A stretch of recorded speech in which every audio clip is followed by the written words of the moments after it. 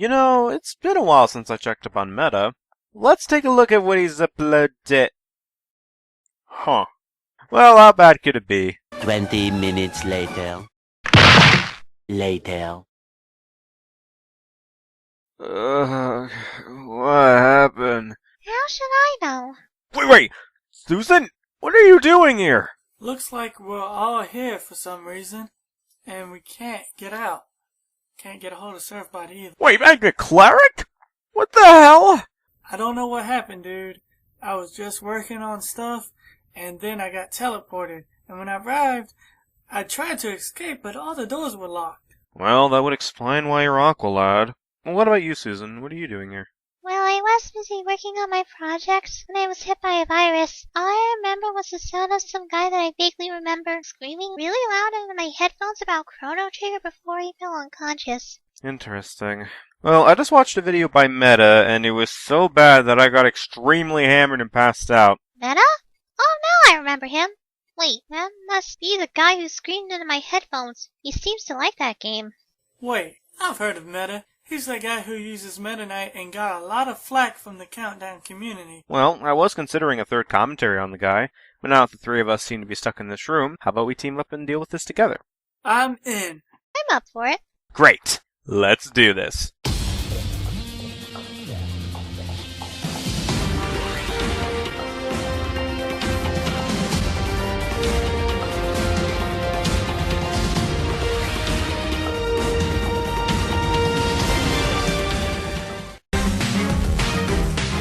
Terrible video quality, inconsistency with scenes that have black bars and scenes without them, videos put into a box shape, loud intro music despite the rest of the video having medium to low audio levels. There are so many problems with this intro I could fill the goddamn Grand Canyon.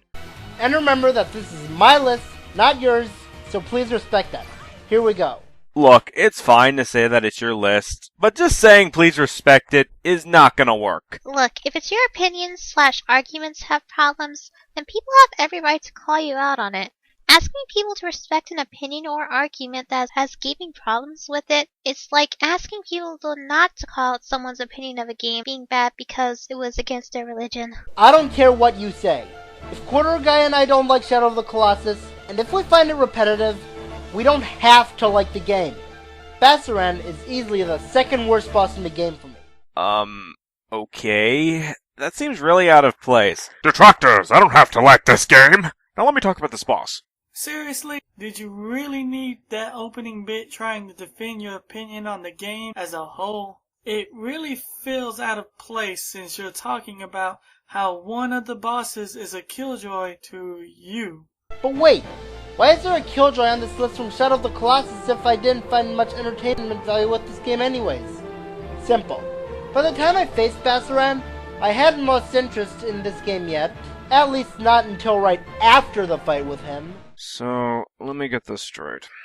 You didn't get bored with this game until after the fight with Bassaran. Here's why that's an issue.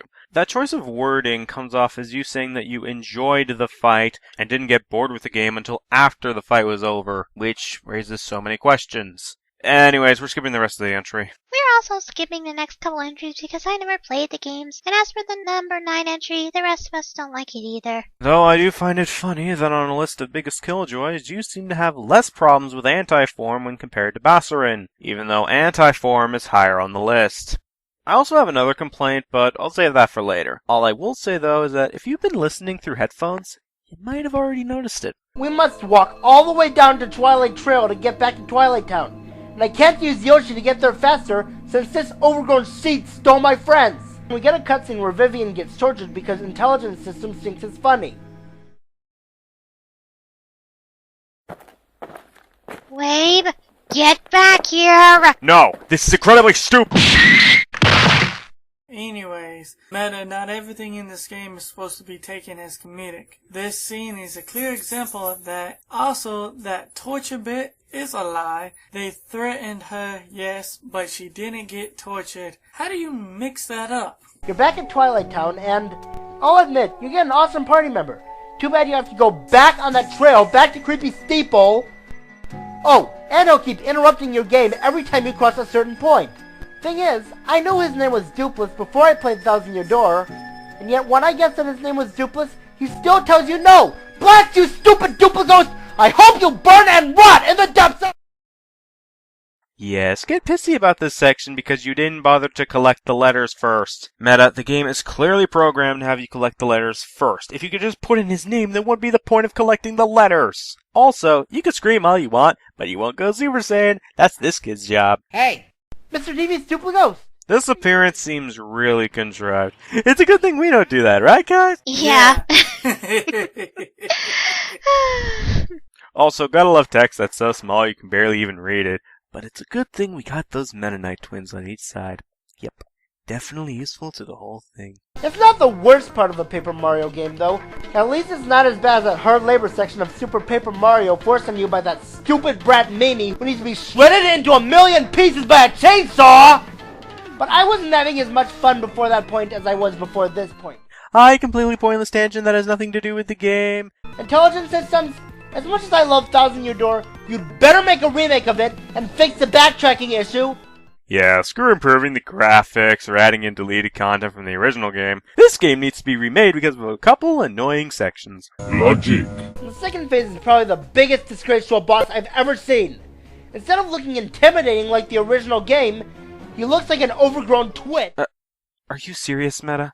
He looks almost the exact same as the original Yoshi's Island, with the exception of his sprite being brighter. Seriously, what the hell was up with that argument? Baby Bowser in this game is a huge insult to an awesome boss.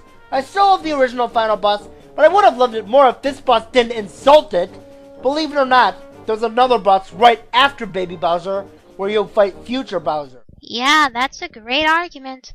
Because a final boss in a sequel is an insult to the final boss in a previous game, it lowers your opinion of the original final boss? How? No, seriously. How? Shouldn't it only really affect your opinion on this game? And we didn't edit anything out of that segment, folks. He just said that it ruins the original final boss somehow and moves on to the second phase. Blanket statements. Saves you from having to explain yourself further. I mean, what do you think this is? A countdown? Not only is it idiotic for a mother to be a hazard, but as a stage hazard, she's annoying as heck. And sometimes she appears when you're not ready for it. I mean, how are we supposed to know that she can pop out of the TV?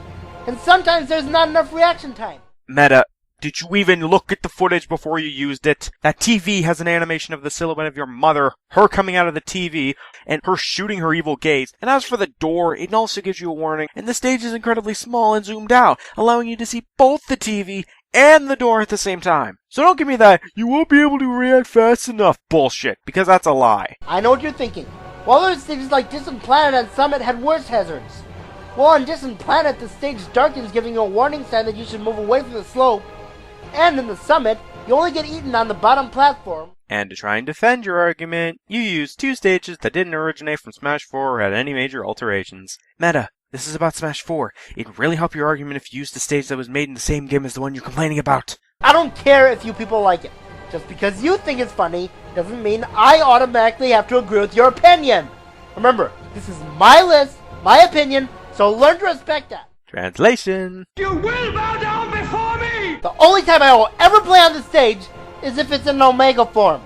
And, let's face it, every stage has an Omega form. So, really, your whole rant on the stage can be considered mostly irrelevant by just selecting Omega mode.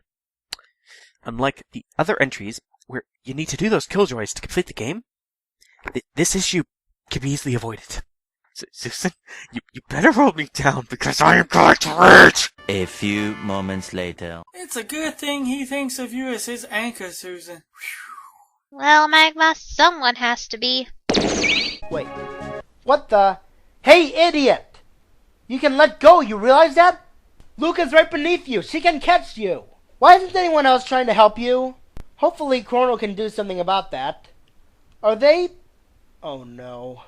Well, they should land on the ground soon enough. They're not going to land, are they? Okay, fair enough. That's fine. Let me see if I can put this properly. Why did you make this idiotic excuse of an ending? Well, there goes my ears. And now is the time I mention this issue. Meta, your audio balancing / quality is utter shit. If it's not cases where your multiple takes make your audio quality inconsistent, or the music sometimes overpowering your voice, it's your microphone being too quiet during certain entries. I shit you not, when I first saw this video I had to turn up my volume to max, and then when I got to you shouting, I almost went deaf because of it. Did you even check this shit before posting? And also, that shouting was completely unnecessary, Meta. I may not like certain endings, but I'm not gonna shout at the top of my lungs about it. That's childish. Chrono and Merle just got stuck to balloons, and they are never seen landing, so we can assume that they'll never get back to Earth, and we're supposed to find that funny. It's supposed to be for Meta. You know what? Instead of raging, I got a better idea.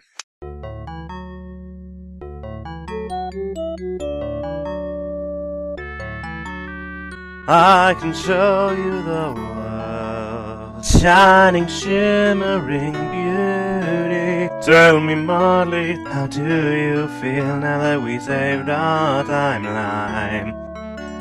We are really high up, but now we can view the wonders, just you and me, together on this magic balloon ride. But seriously, how did you misinterpret the tone of a scene again? Wave, cut us some slack.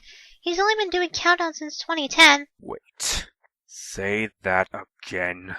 I said, he has been doing countdowns on his channel since 2010. Oh, shoot. Meta, you have been doing countdowns for almost 5 years, and yet you still have moments of failure in terms of analyzing the tone of a scene! This is shit that could have been excusable in your first year, maybe even second. But 5? That's like an experienced movie critic failing to summarize a film for the sake of a review.